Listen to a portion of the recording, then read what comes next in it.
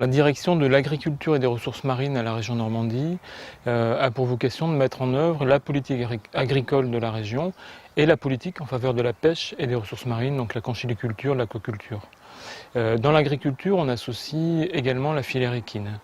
Et donc là, les deux politiques, ou plutôt les trois politiques de la région, donc politique agricole, politique en faveur de la pêche et des ressources marines, politique équine, sont mises en œuvre en association, en partenariat, en incluant en tout cas les fonds européens.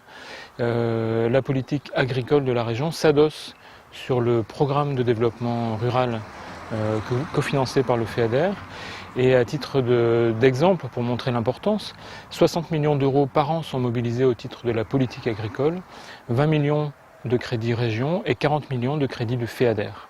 Et de la même façon, on trouve aussi un cofinancement très important au titre du FEAMP pour la politique en faveur de la pêche et des ressources marines.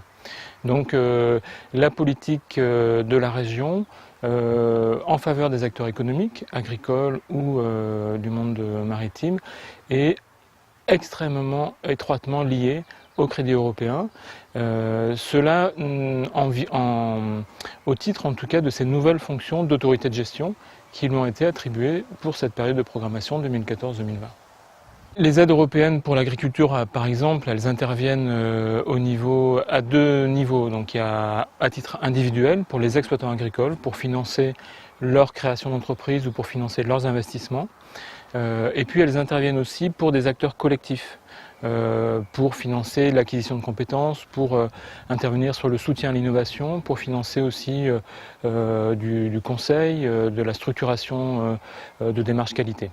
Donc il y a différents domaines. Je citerai un exemple pour un investissement dans une exploitation agricole, sur un exploitant en production laitière bio, qui avait un besoin de restructurer une salle de traite vétuste, de changer son système de production pour passer au tout-herbe, réduire ses coûts de production pour éliminer les intrants alimentaires. Et en passant au tout-herbe, il a eu besoin de construire un système de séchage du foin en grange. Et puis il y avait aussi, pour améliorer les conditions d'élevage de ces animaux, besoin de rénover aussi son étable, sa stabulation. Et donc le projet qu'il a déposé, qui était soutenu par le FEADER, lui a permis, avec une subvention de 100 000 euros, donc 2 tiers de FEADER, 1 tiers de fonds région, lui a permis de rénover sa stabulation, de financer son séchoir en grange, et puis également d'associer aussi sur du matériel pour améliorer son travail du sol. Et donc ça lui a permis en tout cas de faire évoluer son système de production, de passer en 100% herbe, ce qui était en plus compatible avec sa production biologique, et d'avoir derrière une meilleure valorisation de ses produits.